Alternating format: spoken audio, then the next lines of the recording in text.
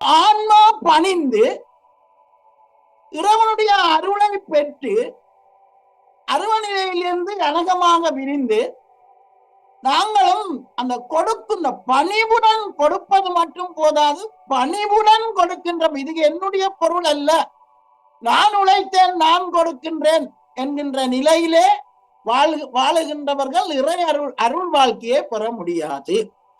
எல்லாம் இறைவன் தான் தருகின்றான், நான் கொடுக்கின்றேன், நான் ஒரு கருவி என்ற எண்ணத்தோடு பணிவாக நான் என்னுடைய கொடுக்கவில்லை, நீ தந்ததைத்தானே நான் கொடுக்கின்றேன் என்கின்ற அந்த இறை நினைவோடு கொடுக்கல் வாங்கல் நடைபெறுமாக இருந்தால் அந்த கொடுக்கல் வாங்கல் தான் எங்களுடைய உயிரை இரக்கமே வடிவாக மாற்றக்கூடியது. இதே நினைவோடு நாங்கள் இந்த வாயுக்குள்ளே போவோம். அற்புதமான வாயு. இந்த வாயு இயங்கவில்லை என்றால் உடம்பு சரிஞ்சுவோம். சரி, பிராணன் வாயு ஏற்கனவே நாங்கள் இன்னைக்கு பார்க்க போகின்ற வாயு பிராணன் வாயு. இது எங்கே இருந்து தொழிற்படுகின்றது என்றால் நம்முடைய ஆன்மா, அதாவது உச்சிக்கு கீழே அண்ணாக்குக்கு மேலே இருக்கின்ற அந்த பகராடிவ குழியைத்தான் சிற்றம்பலம் அல்லது சிற்றபை என்று அழைக்கின்றார்கள். இதிலே குழப்பம் இருக்கின்றது. சில பேர் பூர்வ மத்திய சிற்றபை சிற்றம்பலம் என்று சொல்லுகின்றவர்களும் உண்டு. ஆனால் அது வள்ளல் பெருமானுடைய நெறியிலே மிகவும் எல்லா இடத்தையும் அப்படியே சுட்டி காட்டி இந்த இடம்தான் என்றதை அனுபவ ரீதியாக உணர்ந்து வள்ளல் பெருமான் பேசிடுவார் திருவருப்பார்.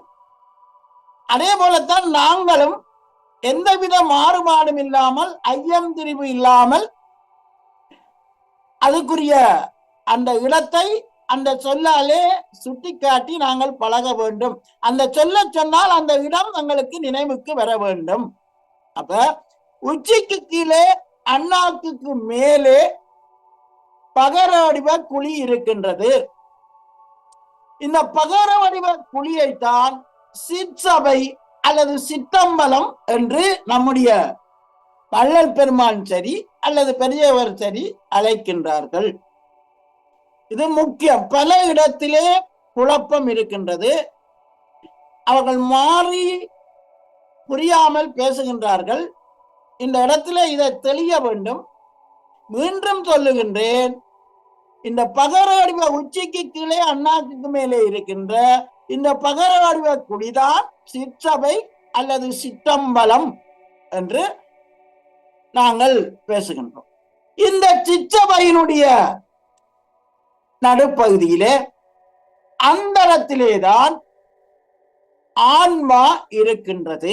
ஆன்மா அணு அல்லது பிரணவ ஜோதி அணு ரெண்டும் ஒன்றுதான். என்ன, சில நூல்கள்ல பிரணவ ஜோதி என்று வந்துட்டால் சிந்திக்க கூடாது, இதென்ன இதென்று. ஆன்மா என்ற சொல்லும் பிரணவ ஜோதி என்ற அந்த சொல்லும் ஒரே பொருளைத்தான் குறிக்கின்றன. ஆகவே நம்முடைய அந்த பகர வடிவமான அந்த வெளியிலே அந்தரத்திலே ஆன்மா இருக்கின்றது. நன்றாக விளங்கிக் கொள்ள வேண்டும். சிற்றபை என்றால் என்ன, சிற்றம்பலம் என்றால் என்ன, ஆன்மா என்றால் என்ன, அது எங்கே இருக்கு என்பதை எல்லாம் நாங்கள், இது அனுபவ ரீதியான உண்மைகள். இது சாதாரணமான வார்த்தை என்று யாரும் பண்ணிவிடக் கூடாது. சிற்றம்பலம் என்று சொன்னால் உடனே உச்சிக்கு அண்ணாக்கு மேலே எங்களுடைய நினைவு சென்று விட வேண்டும்.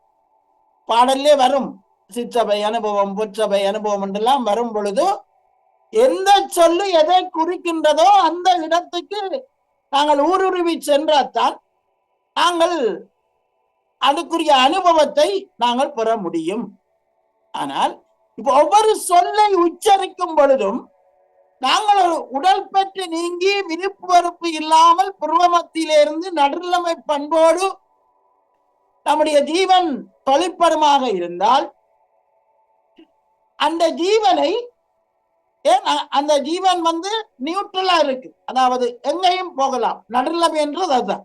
அப்ப நாங்கள் ஒரு சொல்லை ஒரு திருவருப்பாவை பாடும் பொழுது அந்த ஒலியோடு இணைந்து நம்முடைய ஜீவசக்தி அந்த உரிய இடத்துக்கு பயணிக்கும். இப்ப சிற்றம்பலம் என்று சொன்னால் அந்த சிற்றம்பலம் என்கின்ற வார்த்தையை நாங்கள் உச்சரிக்கும் பொழுது அந்த உயிர் சிற்றம்பலம் சிற்றம்பலம் என்கின்ற அந்த ஒலியோடு இணைந்து அது சிற்றம்பலத்துக்கு செல்லும்